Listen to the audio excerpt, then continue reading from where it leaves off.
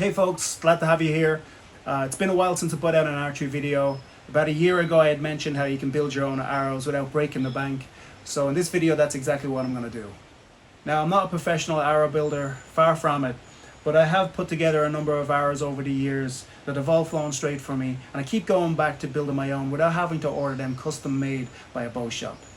Now before we get into it, I need to mention that I will be quoting what I paid for things in Japanese yen since I'm living here in Japan. However, I will include the cost of things in US dollars to help with anyone in America looking to do the same.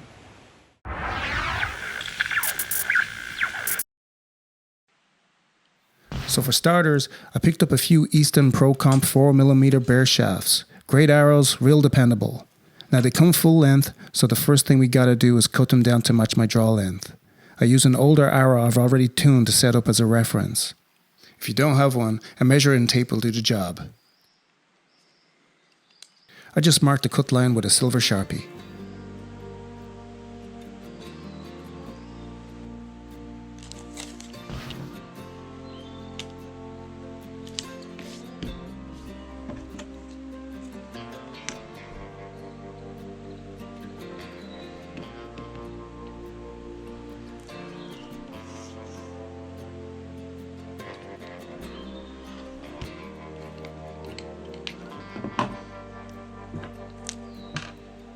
Now carbon can be a little temperamental when you cut it. Splinters easy if you're not careful. I use a strip of box tape over the cut line, and I draw a straight line down the center for alignment. That should keep everything clean when I saw through the arrow.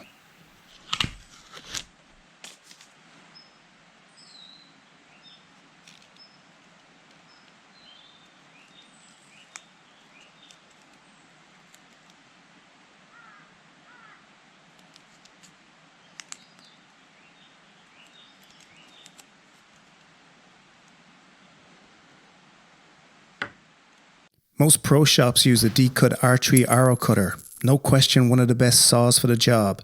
Runs about 35,000 yen. But I'm using the budget option. A little benchtop mini cut-off saw I got for under 10,000 yen. You'll want to swap out the blade for the 5/16 metal cut-off wheel that comes with the kit. I clamp the arrow lightly in the vise and spin it slowly as I cut. No need to muscle through this. Let the blade do the work.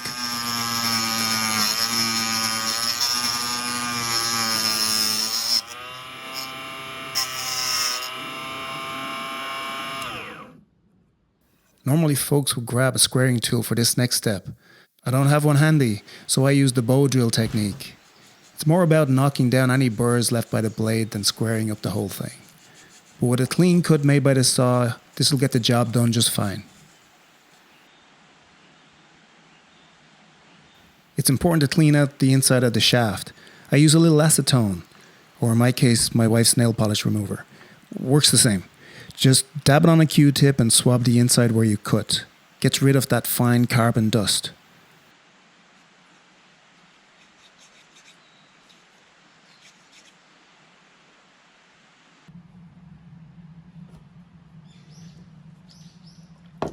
I wipe down the outside with an old rag too. This is to help with the next step.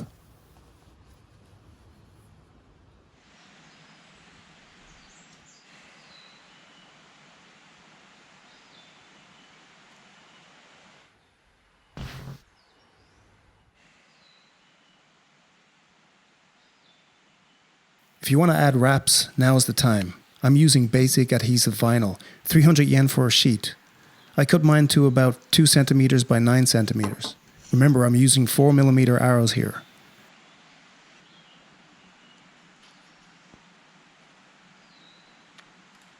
Once the backing comes off, it's sticky as hell, so be careful. I used the paper backing to position it, and a gridded cutting map helps everything line up straight.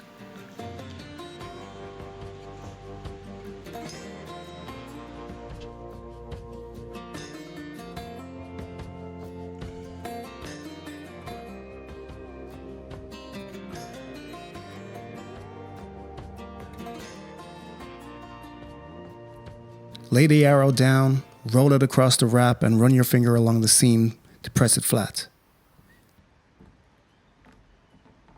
Takes a little finesse, but it's satisfying when it lays just right.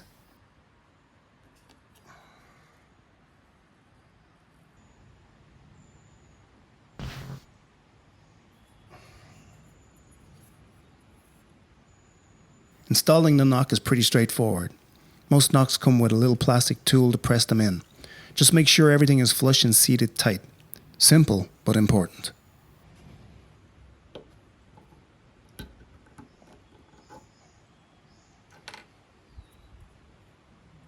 Now we get into fletching. I'm using Blazer vanes and the Arizona Easy Fletching Tool. I paid about 9,500 yen for the jig and 2,500 yen for 36 vanes. The arrow drops into the jig here and the nock clips into place.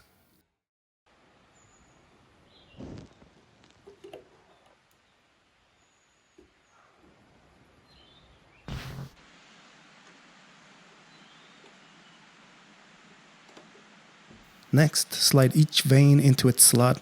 Make sure they're all the way down.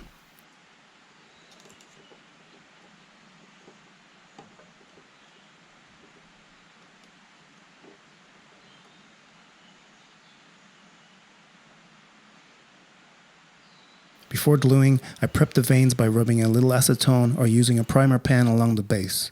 That just helps the bond stick better. I'm using Flex Bond adhesive here. This cost me only 1,500 yen.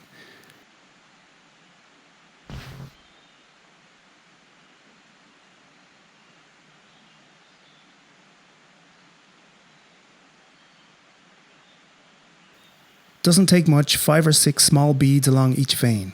You want enough to hold, but not so much it squishes out everywhere.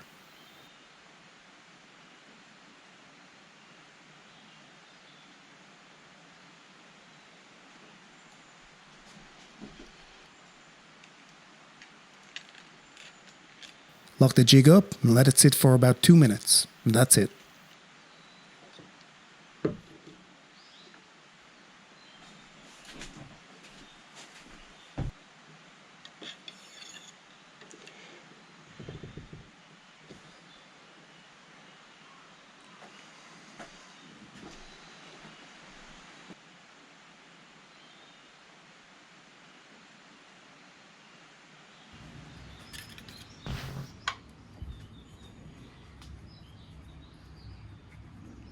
After the glue sets, unfold the arms of the jig and pull the arrow out.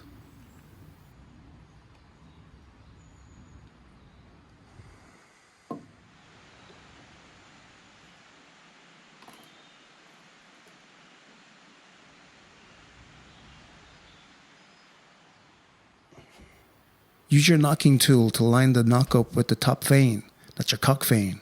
You want it to spin clean off the string. Last step, feel tips. I'm using Easton 4mm stainless steel ones, about 326 yen a piece, or a little over $2. For glue, I go with the Atmos Blue Hot Melt Stick. I first heat up the tip with a flame so that the glue doesn't cool too soon when it gets applied.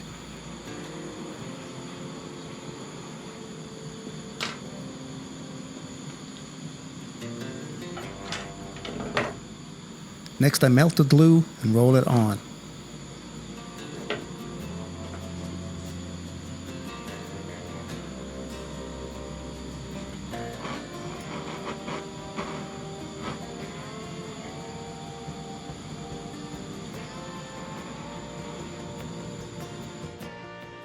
Then I seat it into the shaft and dunk it in some cold water to speed up the bond.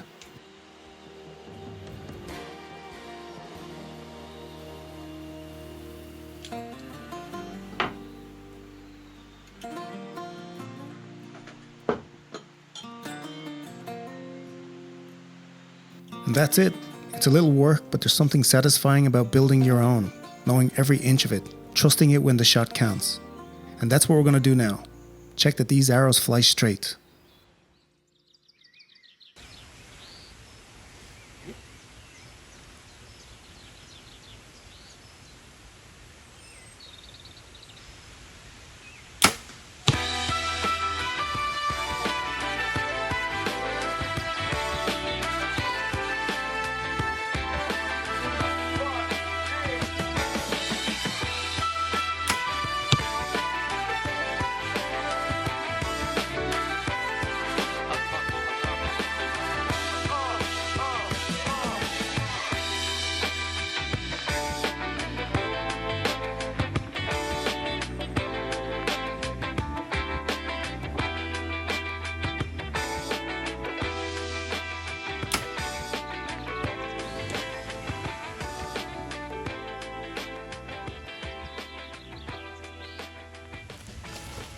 All right, so these are the 3 arrows that I made earlier on, and not my best group at 45 yards, 46 yards, but I'm pleased all the same. They seem to be flying straight.